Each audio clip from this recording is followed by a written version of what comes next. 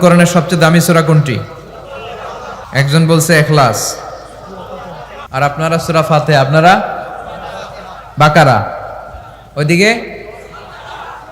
ফাতিহা, পিছনে দলাদলি দেখছেন? হ্যাঁ, দলাদলি ছাড়া কোনো গতি নাই, দলাদলি থাকতেই হবে। আসলে সবচেয়ে দামি সূরা কোনটা আপনার? হ্যাঁ বলেন, কোন সূরা ছাড়া নামাজ হবে না? বাইতুল মুকাররমের ইমাম সাহেব যদি পড়ে সূরা ফাতিহা ছাড়া?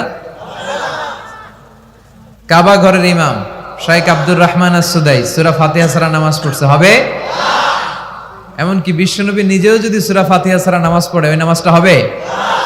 হবে না। কারণ বিশ্বনবী নিজেই বলেছেন, লা সালাতা লিমান লাম ইয়াকরা বিফাতিহাতিল কিতাব, যে ব্যক্তি সূরা ফাতিহা সালাতে পড়ে না তার সালাত হয় না।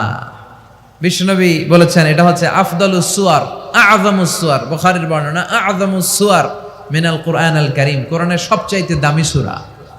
যে সূরা ছাড়া নামাজ হয় না, সূরাটার নাম মুখস্থ আছে না সবার? নাই কার কার দেখি?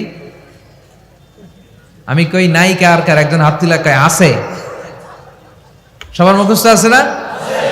আলহামদুলিল্লাহ। অনেক হিন্দু ভাইদেরও মুখস্থ, অনেক হিন্দু ভাইরাও সূরা ফাতিহা পড়ে, জানেন? আল্লাহ তাদের হৃদয়ের ভিতরেও তুমি ইমানের নূর দিয়ে হৃদয়টাকে নুরানি করো। এটা আমাদের রেসপন্সিবিলিটি। আমরা মুসলমানরা যদি আমাদের ইসলামের সঠিক কথা, বার্তা, মেসেজগুলো ঠিকমতো পালন করতাম, এই দেশে কোনো হিন্দু থাকতে পারতো না। সব ইসলামের সৌন্দর্য, ভালোবাসা, ইসলামের ভিতরে ঢুকলেই লাভ, এই লাভ দেখা সব কালেমা পড়ে মুসলমান হয়ে যেত, ঠিক কিনা? কারণ আমরা নিজেরাই তো মানি না, নিজেদের মধ্যে কিলাকিলি আছে না নাই? তো এগুলো দেখে হিন্দুরা ভাবে আমরা যে ধর্ম পালন করি এটাই ভালো।